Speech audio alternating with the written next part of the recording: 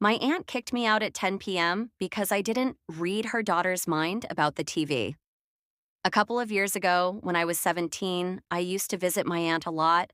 My parents were very strict and religious, so at her place, I could finally relax. Wear shorts, paint my nails, that kind of thing. She was always kind and supportive, or so I thought. She has twin daughters, 10 years old at the time, one blonde and very spoiled, the other quieter. During my school break in 2023, I was watching YouTube on the TV in one of the rooms. The twins weren't using it, so I figured it was fine. A few minutes later, the blonde twin came in and said, "I'm going to clean here soon." I nodded, and my grandma, who was also there, said, "We'll let you know when we clean."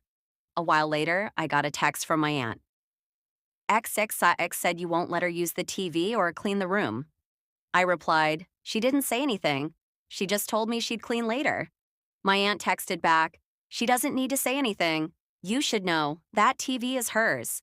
At that point, I just said, "Well, I'll use my crystal ball next time." She replied, "So rude. We'll talk when I get home." I turned off the TV and gone to another room. When she came back, she stormed straight to me yelling, "Can you explain why you were so disrespectful?"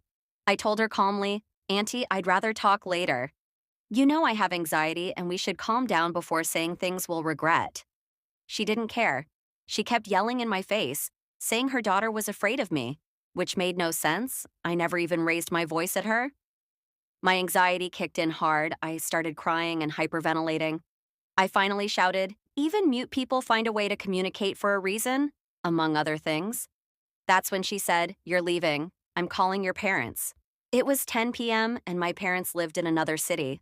My dad had just come home from work, but she didn't care. She told them to come get me right then. My grandma tried to calm me down while I was having a full-blown panic attack.